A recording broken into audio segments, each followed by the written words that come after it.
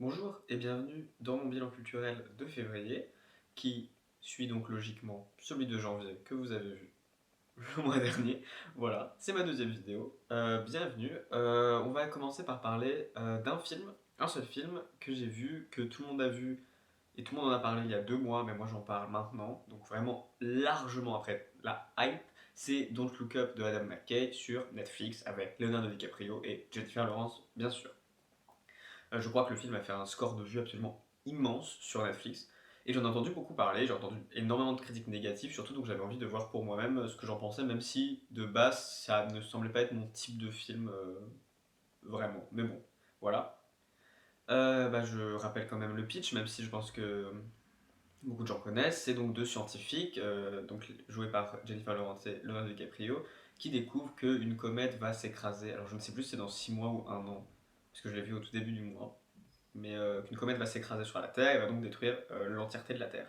Et ils vont essayer d'alerter la population, la présidente, les plateaux télé, mais ils vont se retrouver à un déni, puisque les personnes vont les entendre, les écouter, pas forcément dire qu'ils mentent, mais ne vont pas le prendre comme quelque chose d'urgent. Et voilà. Et donc c'est censé, enfin, non, c'est pas censé, la volonté du réalisateur est de faire un parallèle avec la situation, l'urgence climatique actuelle, non pas qu'il y ait une comète qui vienne s'écraser sur Terre, mais qu'il y a une urgence climatique dont il y a les rapports scientifiques qui sortent là, vous savez sûrement, j'ai oublié le nom, il y en a un qui est sorti il n'y a pas longtemps, sur la situation climatique, et que les gens savent, les gens ne disent pas que c'est forcément un mensonge. Il y a des gens qui disent que c'est un mensonge, mais même si les gens ne disent pas forcément que c'est un mensonge, il n'y a pas de décisions qui sont prises tant que la chose n'est pas littéralement devant nos yeux comme une comète, tant qu'elle n'est pas dans le ciel en train de s'écraser, les gens ne réagissent pas. Voilà, c'est ça le. C'est très simple en soi, hein, comme. Pas une métaphore, mais c'est très simple comme parallèle en fait, c'est comme pour faire reposer un film. Voilà, c'est tout. Euh, En oubliant complètement cette histoire de parallèle et si le film a vraiment un intérêt pour défendre cette cause ou quoi, parce que moi je n'ai pas comme ça que je l'ai pris exactement, parce que c'est quand même un film divertissant et un film de science-fiction techniquement, j'ai trouvé ça bien. En fait, en plus le film était assez long et j'ai trouvé que ça passait très bien. Il y a des moments où j'ai ri, je l'avoue. Il y a des moments que je trouvais drôle, les acteurs étaient très bons. Leonardo DiCaprio, je l'ai trouvé très bon, touchant par moments en plus. J'ai adoré l'acteur qui joue le CEO, qui est un mélange de tous les CEO qu'on connaît dans notre vrai monde. Voilà, vous voyez sûrement de qui je veux parler. Mais ouais, il était très bon. Je le trouvais très, très drôle aussi dans son jeu. Et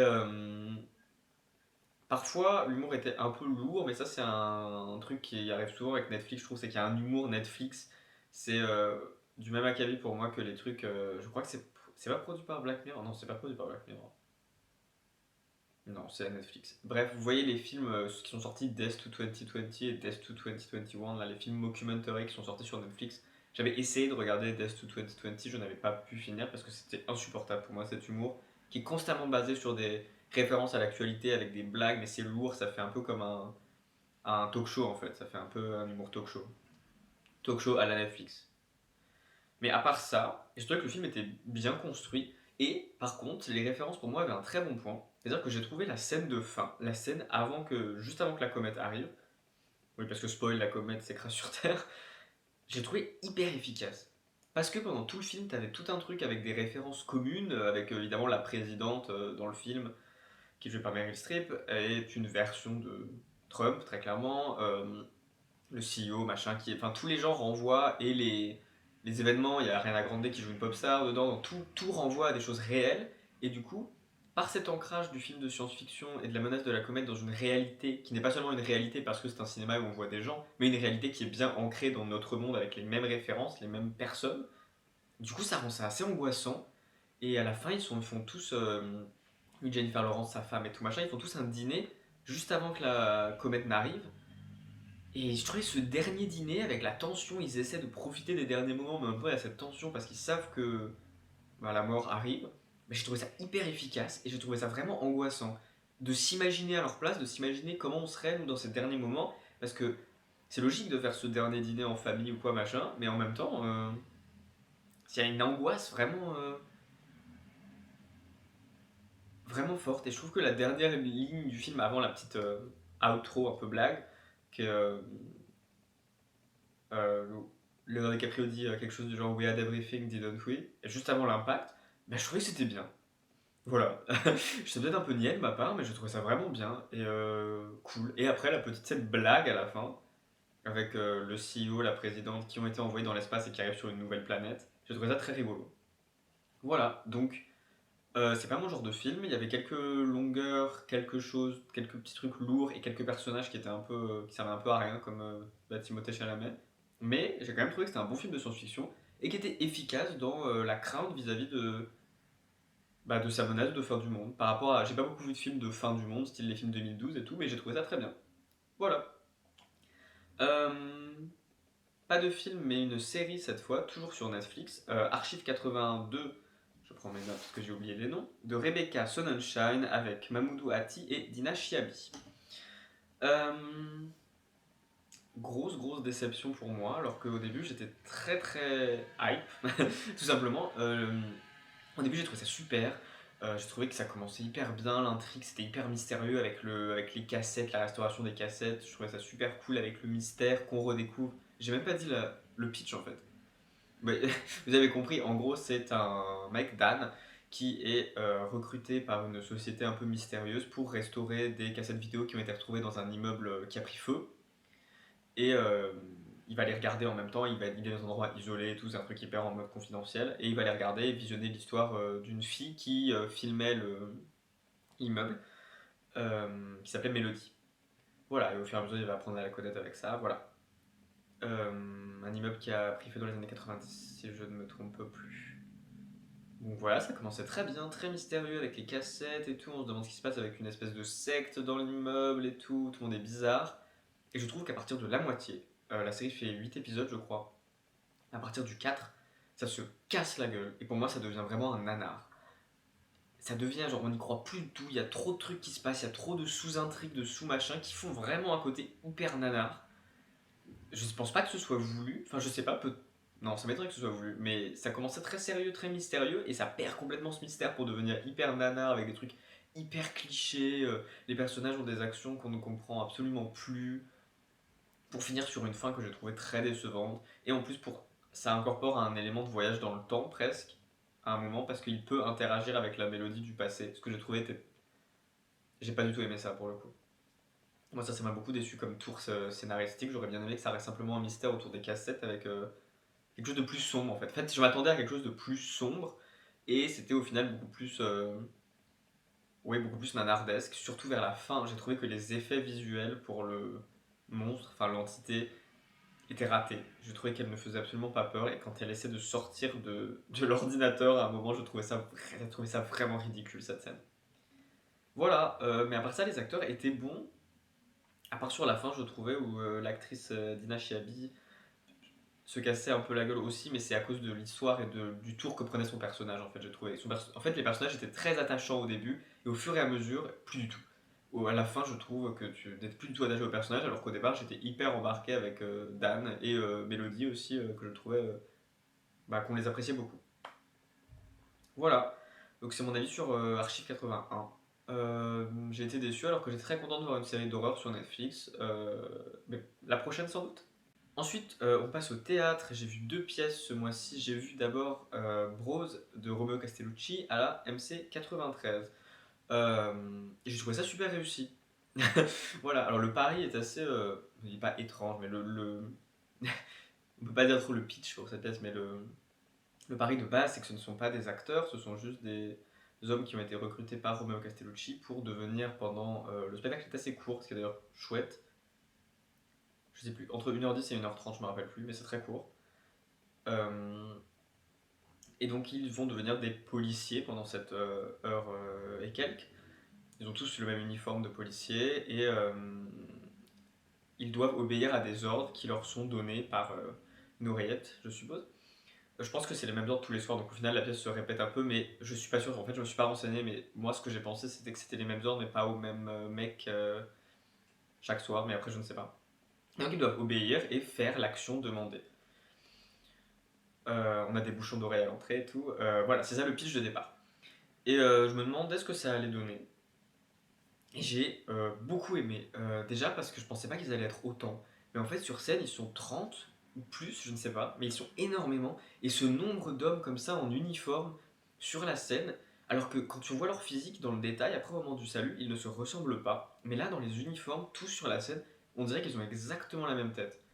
Et d'ailleurs, au début, ils ont tous un masque en fait, et moi, j'avais même pas remarqué qu'ils avaient un masque, une espèce de masque transparent qu'ils retirent à un moment vers le début. Et ça m'a choqué parce que je ne pensais pas qu'ils avaient de masque. Je trouvais que le travail sonore était absolument impeccable. Des fois c'était très fort, d'où les bouchons d'oreilles. Et il y avait un travail sur le son avec des effets un peu de forêt la nuit, des choses comme ça qui étaient très bien. Et en fait, toutes ces actions mélangées, ça fait que ça crée des tableaux. Avec ces 30 hommes sur scène, chacun faisait une action d'un côté avec un autre, des choses plus ou moins dérangeantes. Il y avait des choses dérangeantes avec un moment un qui est nu qui se fait battre ou un qui se fait attacher avec les membres comme ça. C'est-à-dire qu'après il marche sur ses genoux et ses coudes comme ça un petit moment sur scène. Je trouvais que c'était, je vais dire cool, mais oui ça rendait très bien. Et du coup on focalisait notre regard sur des petits trucs comme ça, des petites scénettes.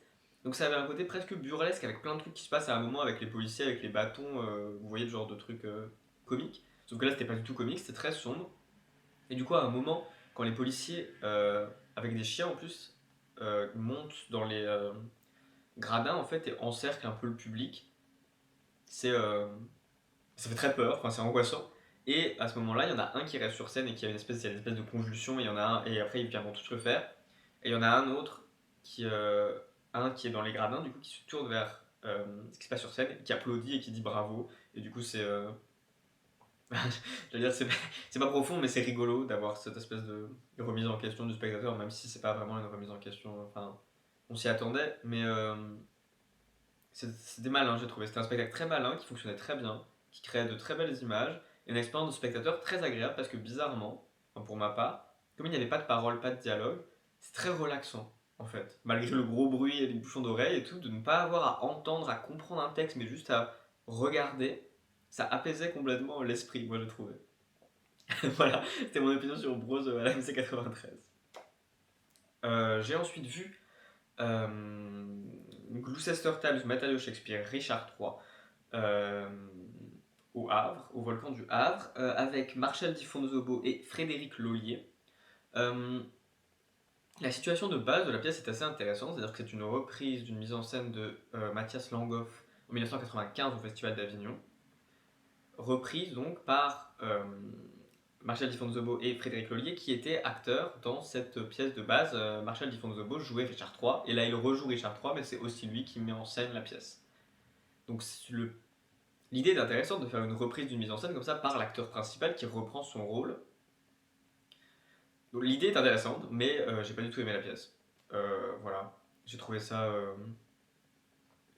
je sais pas. En fait, c'était assez perturbant parce qu'il y avait énormément d'effets visuels et des costumes et tout qui renvoyaient à quelque chose de très comique.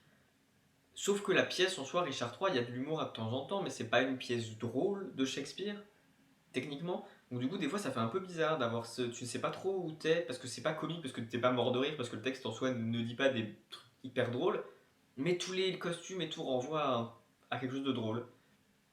Donc ça m'a...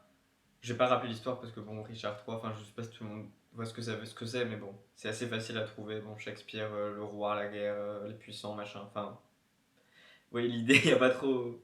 L'histoire en plus est un peu longue et compliquée, surtout qu'ils ont tous le même nom, les rois d'Angleterre, et entre les Édouard, les Richard, les Henri, à un moment je ne savais plus qui était qui. Ce qui m'a aussi beaucoup dérangé, c'était les rôles féminins. J'ai trouvé que les actrices, dans les rôles des reines et tout, je sais plus comment elle s'appelle, la reine Anne, la reine Margaret, je crois, avaient un jeu presque burlesque de femmes. C'est-à-dire, c'est- je sais pas comment expliquer, mais je voudrais pas dire que c'est. Si, c'était un peu rabaissant, je trouvais, pour ces personnages féminins qui sont quand même des reines et tout, de les faire jouer un peu d'une manière qui est presque vaudeville et qui n'a rien de l'aspect combat qu'a Richard III ou d'autres personnages et qui fait vraiment juste comique vaudeville. La façon dont elle parle et tout, la façon dont elle joue. Et du coup, ça m'a beaucoup gêné de voir ces personnages-là évoluer sur scène avec les autres personnages. Je trouvais l'acteur de Richard III pas mauvais, vraiment pas mauvais, et des fois il avait vraiment du charisme, mais je trouve que l'ensemble ne suivait pas du tout. Ouais, il y avait ce côté comique et en même temps le texte n'est pas comique et je trouve qu'on ne retient rien et la fin était hyper anticlimatique avec la bataille et la mort de Richard III, c'était hyper comme ça. Ouais, donc grosse déception pour moi pour Richard III. Voilà. Dernier point, déjà, ouais, parce que ce mois-ci, je n'ai pas de musique. J'ai pas écouté de nouvel album en entier, je crois. Donc voilà. Donc on va parler d'un livre. Un livre, encore une fois, connu, hein, ce n'est pas du tout une nouveauté. Je vais parler de American Psycho de Bret Easton Ellis, que j'avais déjà lu au lycée, mais je m'en rappelais absolument plus. Je m'en suis rendu compte à la lecture. Mais j'ai adoré. Voilà, je pensais pas aimer autant le livre. J'ai trouvé que c'était un livre extrêmement malin, très drôle. Franchement, je pensais pas que, je me rappelais pas que c'était aussi drôle. Certaines scènes et tout. Comme ça fait bizarre à dire. Mais en fait, il y a une attention aux détails dans le bouquin parce qu'il y a des scènes hyper détaillées, juste de description de restaurants et de conversations, machin, au milieu des meurtres. J'ai même pas rappelé l'histoire. Mais vite fait, American Psycho, bah, comme le nom l'indique, c'est Patrick Bateman, le personnage principal qui est businessman New York dans les années 80, qui est serial killer aussi. Voilà. Et qui est absolument détestable, bien sûr. Et donc, le livre, en fait, est construit comme c'est pensé, mais en même temps, c'est adressé un peu à un public, donc c'est assez intéressant, mais en même temps, c'est quand même un peu ses pensées. Et ça coupe entre des scènes où il parle de restaurants pendant hyper longtemps, des scènes où il décrit les menus, des trucs hyper inintéressants, il décrit quand il va au sport, quand il va chez la masseuse et tout, et des scènes où genre il est absolument... il tue des clochards, il tue des filles de façon absolument... les filles tuées de façon absolument grotesque presque des fois, tellement les effets de torture sont poussés. Mais donc cet agglomérat comme ça avec les scènes de resto, moi déjà j'adore lire les livres où il y a plein de trucs détaillés sur des trucs dont on s'en fout. Donc pour moi les scènes où il décrit les plats dans les restaurants hyper chics qui ont l'air complètement fous, les plats j'adore lire ça. C'était vraiment hyper drôle les conversations qu'il a et le fait que tout le temps il comprend rien. C'était un loser en soi, Patrick Bateman, par rapport à son entourage, même par rapport au mec avec qui il est. Et il y a vraiment des moments hilarants. Et du coup, je trouve que du coup les scènes de meurtre ne paraissent pas si horribles que ça, parce qu'elles ont presque l'air irréelles, tellement tout est dans une espèce de... Enfin, t'as la scène de meurtre hyper horrible, avec un viol et tout, et d'un coup après une description de restaurant, et juste avant une description un album de musique, et du coup j'ai trouvé vraiment ça hyper agréable à lire. Je l'ai lu, mais j'avais envie de le lire tout le temps. C'était drôle, des fois c'était dérangeant, et voilà où je vais en venir. Je trouvais que les 10 dernières pages à peu près étaient vraiment incroyables. Et pour le coup, avec des petites pointes d'humour aussi, mais qui étaient vraiment dérangeantes. Parce que la fin, c'est vraiment la descente complètement de son état mental complètement. Il est plus du tout dans la réalité. Et je trouve qu'à la fin, ça se ressent tellement dans les pages, dans comment c'est écrit, avec la fin. C'est vraiment beau presque. Et les réflexions sont pas non plus de philosophie incroyable, mais un peu quand même. Et du coup, j'ai trouvé ça hyper bien cette fin. Et ce que je voulais te dire, c'est qu'en fait, l'ambiance du livre elle est très spéciale parce que c'est une plongée dans un quotidien hyper spécifique, mais quotidien en même temps qui n'est pas vraiment un quotidien avec les meurtres et tout, mais c'est quand même un quotidien parce qu'il a une routine de meurtre et on comprend que ça fait très longtemps qu'il fait ça. Du coup, t'as une ambiance un peu surnaturelle où t'as pas l'impression que c'est la réalité, c'est une ambiance un peu irréelle, mais en même temps, t'as plein de choses qui te ramènent au quotidien et à la personnalité de Patrick Bateman qui est très changeante parce que à certains moments, certaines de ses pensées, on pourrait presque penser qu'il est sympathique, avec des grosses guillemets, et des fois il est horrible. Raciste, misogyne, tout ce qu'on veut, mais bien sûr. Enfin, bien sûr, pour le personnage, pour ce que ça dit. Mais du coup, je trouvais ça hyper intéressant. Je me rappelais absolument pas. J'ai vraiment beaucoup ri. Très agréable à lire. Et je pense que si on aime bien les livres où il y a des quotidiens hyper spécifiques, genre là, le quotidien d'un businessman dans les années 80, avec des descriptions de resto et tout, on peut simplement lire le livre et sauter les scènes de meurtre, c'est-à-dire sauter les scènes qui s'appellent genre les filles, une fille, un truc comme ça, qui s'appellent à peu près toutes comme ça, ou le rat principalement, ils s'appellent à peu près toutes comme ça les scènes, parce que c'est en petits chapitres comme ça, à chaque fois d'un événement, genre d'un nom d'album, d'un restaurant et tout.